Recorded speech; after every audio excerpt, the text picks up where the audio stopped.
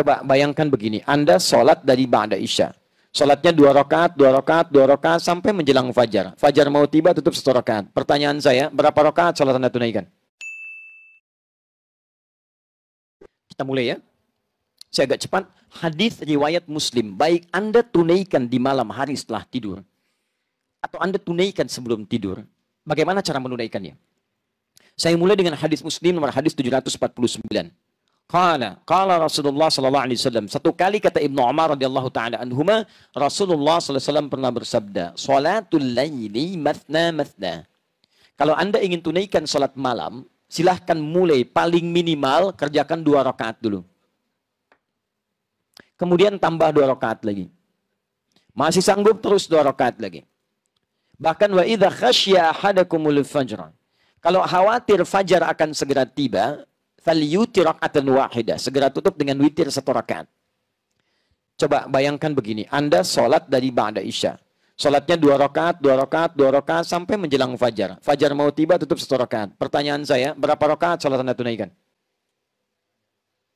Banyak ya? Apa kesimpulannya? Cara memahami hadis ini artinya tidak ada batasan spesifik dalam sholat malam ini. Tapi paling minimal Anda tunaikan 2 rakaat.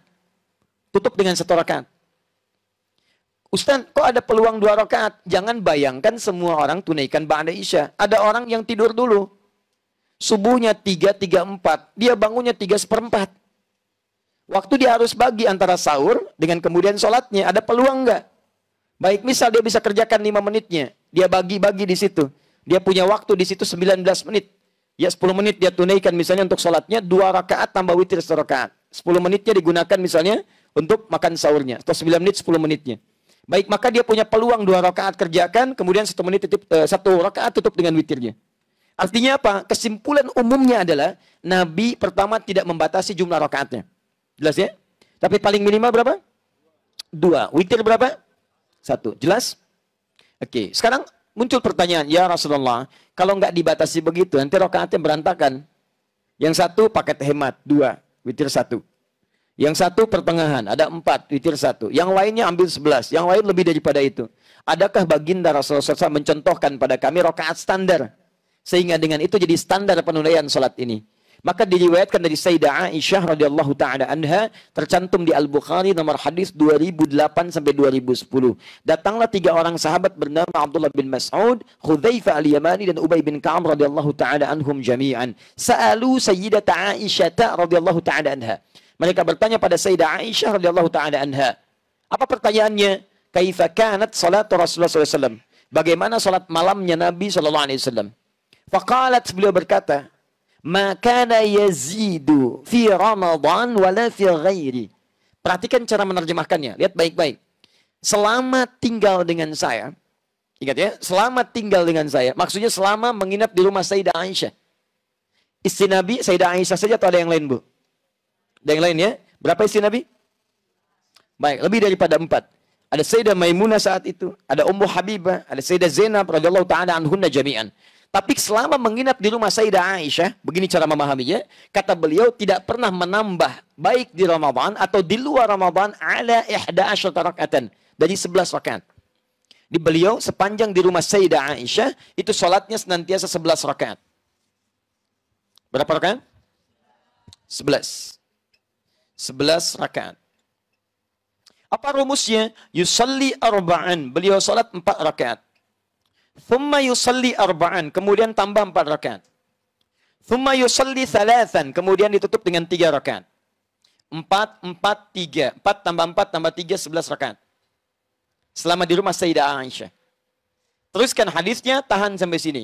La tas'al an husnihinna wa tulihinna. Tapi jangan pernah ditanyakan bagaimana panjang dan bagus bacaan gerakannya. Jangan tanyakan panjang dan bagusnya. Panjang dan bagusnya. Ini takotaki. Yang ini 4, 4, 3. Kita ambil 2 hal di sini. Pertama, diajarkan di sini tentang jumlah rakaat. Ya kata Sayyidah Aisyah, yang standar silahkan 11. Rumusnya 4, 4, 3. Selama di rumah saya 4, 4, 3. Tadi istri Nabi bukan hanya Sayyidah Aisyah. Kita cek di rumah yang lain. Kita temukan ternyata di rumah Sayyidah Maimunah kesaksian sahabat Ibnu Abbas radhiyallahu taala anhuma tersebut di Abu Daud nomor hadis 1369. Ketika beliau tinggal di rumah Sayyidah Maimunah untuk melihat kebiasaan sholat malam Nabi dan bangunnya Nabi di malam hari, dilihat oleh beliau. Kata beliau, karena Rasulullah sallallahu alaihi wasallam adalah kebiasaan Nabi sallallahu alaihi wasallam, idza staiqadha min naumi, apabila bangun beliau di pertengahan malamnya, maka beliau bangun, lihat baik-baik, di pertengahan malam. Lebih sedikit, yazidu qalilan aw yanqusu qalilan. Lebih sedikit, kadang-kadang kurang sedikit. Saya sudah jelaskan kemarin. Kalau ukuran Indonesia, misalnya 4:30, subuhnya ya beliau bangun 1:30, kadang lebih, kadang kurang sedikit. Yang paling menarik, fajalasa, kemudian duduk terlebih dahulu.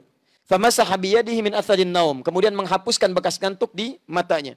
Ya faqara khawatim min surah Ali Imran. Maka beliau membaca 10 ayat terakhir atau 11 ayat terakhir di surah Ali Imran. Kemudian berdoa, alhamdulillahilladzi ahyana ba'da ma amatana wa ilaihin nusyur.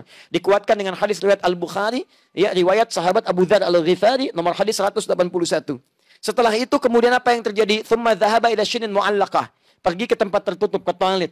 Fatawadda, kemudian berdoa. Setelah itu pergi ke tempat sholatnya. Mengikutilah Ibnu Abbas di belakangnya. Ketika mengikuti Nabi kemudian bertakbir, maka Ibnu Abbas ikut di belakang Nabi. Ditariklah oleh Nabi supaya sejajar dengan Nabi SAW. Hadis ini menunjukkan bolehnya imam, kalau makmumnya seorang, itu boleh berdiri sejajar. Ini imam, ini makmum. Sejajar. Paham ya? Boleh juga makmum di belakang, imam di depan. Sejajar, ya tidak sejajar, tapi agak maju sedikit. Masih berdempet. Kalau makmumnya diduga, itu sudah baik, sudah kuat, sudah dewasa, sanggup menjaga dirinya. Tapi kalau anak ini baru kecil, kita boleh tarik sejajar dengan kita. Tidak ada masalah. Teruskan. Apa yang dilakukan oleh Nabi? Kata beliau, Nabi membuka dengan 2 rakaat yang ringan. Dikenal dengan khafifatain. Ditunaikan salat 2 rakaat dulu. Boleh silahkan. Khafifatain. Nggak pakai bacaan surat lain selain Al-Fatihah. Takbir Allahu Akbar, langsung Al-Fatihah. Ruku yang tidak sujud. Duduk di antara 2 sujud, sujud bangkit lagi 2 rakaat seperti hal yang sama. Paham ya? Setelah itu beliau tunaikan salat intinya, beliau katakan 2 rakaat. Kemudian 2 rakaat. Kemudian 2 rakaat. Kemudian 2 rakaat. Kemudian 2 rakaat. Kemudian 1 rakaat. Jumlah berapa? 11. 2 tambah 2, 4 tambah 2, 6 tambah 2, 8 tambah 2, 10 tambah 1, 11. 11 rakaat. Kalau ingin ditambah dengan salat yang pemanasan tadi, khafifatain 2 rakaat ringan, berarti 13 rakaat. Poinnya, intinya tetap 11, tambahannya 2 rakaat sebagai 2 rakaat yang ringan. Di rumah Sayyidah Maimunah, beliau menunaikan rakaat standar 11 rakaat juga. Ingat ya, tapi rumusnya 2, 2, 2, 2, ujungnya 1. Boleh kalau mau witirnya 3, ujungnya 3. 2, 2, 2, 2, ujung 3. Atau 2, 2, 2, 2, 2, ujungnya 1. Jelas? Berapa rakaat? 11 rakaat. Dan ini mau 4, 4, 3, 2, 2, ujung 1 atau 3, jumlah 11, itu tidak saling mengungguli. Nggak ada masalah, dan jangan bertengkar pada urusan seperti ini. Oh yang benar itu 11, 4, 4, 3, formulanya bagus. Kemarin Bayern Munchen ngalahin Hamburg juga 4, 4, 3. Misalnya, sampai jadi juara misalnya. Dan seterusnya. Tapi kan nggak bisa. Bayern Munchen kan dikalahin sama Madrid, rumusnya bukan 4, 4, 3. Itu urusan yang lain. Ya, nah kita kembalikan ke sini teman-teman. Ini boleh, ini boleh. Paham? Baik, sekarang sebentar. Kalau saya pengen 23 rakaat boleh nggak? 37? 41? Masya Allah, dari mana taunya? Oke, nah, baik. Sebelum sampai ke sana, kita pahami dulu pemaknaannya. Lihat sini. 11 ini, lihat rumusnya. Jangan pahami sampai 11 dulu. Tapi jangan dipisahkan dari sinergis yang pertama tadi, lihat keterangannya. Jangan tanya panjang dan bagusnya. Jadi 11 ini tidak boleh dipisahkan dari panjang dan bagus. Diukur kemudian oleh sahabat yang 3 orang tadi. Seperti apa panjang bagusnya. Maka dimulailah Hudzaifah al-Yamani radhiyallahu ta'ala anhu salat di belakang Nabi. Begitu salat betul memang panjang dan bagus. Saking bagus ya kata beliau, ini salat paling enak yang saya rasakan. Kalau baca ayat doa, berdoa, tenang hati saya. Baca ayat surga, pengen cepat ke surga. Baca ayat neraka, takut dengan neraka. Allahu Akbar. Enak salatnya. Saking enaknya tak terasa rakaat pertama 100 ayat Al-Baqarah. Enak. 1 rakaat 100 ayat. Ruku, bangun lagi, sampai bangun teruskan lagi. Itu masuk diceritakan penasaran. Benar enak. Salat di belakang Nabi, enak betul. Wah nikmat salat di belakang Nabi. Diikuti bacaan, karena beliau ahli Quran, ahli qiraat. Di bacaan Nabi itu diikuti supaya nanti saat bacakan ingin serupa dengan bacaan Nabi, indah. Makanya sesekali Nabi sering katakan, Abdullah baca. Ya Nabi, engkau kan yang Nabi. Tidak ada salahnya kan saya mendengar bacaan Anda. Indah. Begitu diikuti sampai 100 ayat Al-Baqarah, dikira akan ruku, ternyata diteruskan. 286 ayat Al-Baqarah sampai selesai. Dikira akan ruku, nyambung ke Ali Imran, 200 ayat. Dikira akan ruku, nyambung ke An-Nisa, 176 ayat. Baru setelah 176 ayat, beliau kemudian ruku di situ. 5 juz 4 halaman, rakaat pertama. Luar biasa, lebih banyak dari yang semula. Dan besoknya tidak pada ikutan lagi. Ya. Kenapa? Bukan karena banyaknya. Bukan karena banyaknya. Karena nanti Imam An-Nawawi dia punya kitab namanya At-Tibyan fi Adab Hamalatil Quran. Anda yang senang dengan edisi bahasa Arab, cari terbitan Darul Kutub Al-Islamiyah, halaman 37. Ya, warnanya merah marun, paling kanan sebelah atas. Ya, paragraf 1 baris 1 sampai 3.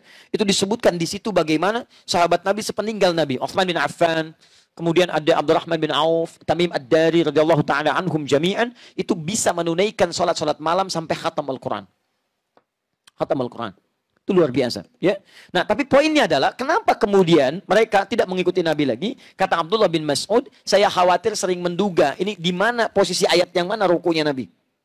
Supaya saya bisa praktekkan dalam sholat kemudian. Karena saya sering menduga, saya khawatir saya nggak khusyuk. Akhirnya berpisah dengan Nabi di kemudian harinya. Tapi prinsipnya dibawa oleh mereka. Ternyata Nabi itu kalau sholat, pertama bacaan ayatnya selalu berusaha panjang. Ini kita ambil rahasianya. Kedua, dibaca dengan tenang. Sehingga ada pengaruh kepada roh, kepada jiwa.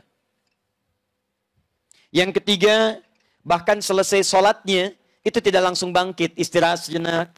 Dalam istirahatnya berdoa, beliau memohon ampunan kepada Allah. Allahumma innaka afuwun tuhibbul afwa fa'fu anni. Ya Allah, aku banyak salah, aku banyak salah, aku banyak salah. Engkau maha pemaaf, engkau maha pengampun. Ampuni aku ya Allah. Maafkan aku. Seorang Nabi maksum dijaga dari kesalahan, masih meminta ampunan dari kesalahan dan mengaku salah. Kita yang bukan Nabi, bukan Rasul, tidak maksum merasakan bebas dari kesalahan. Itu yang fatal. Ini kemudian pasca salat, beliau berdoa dengan tenang. Istirahat, berdoa dengan tenang. Tahan, sini tahan. Fokus baik-baik. Lihat sini rahasia pertama. Rahasia pertama dibaca dengan panjang. Maksudnya memperbanyak ayatnya.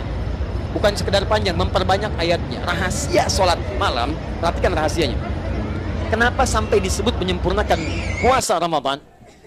Teman-teman, ternyata ada satu amalan di dalam ibadah kita yang saat dikerjakan seperti sederhana tapi pahalanya melimpah. Apa amalan itu? Di antaranya adalah membaca Al-Quran. Kalau Anda sholat, sekali sholat nilainya 10.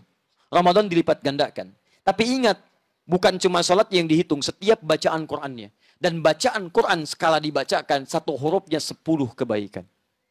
Satu hurufnya sama dengan 10.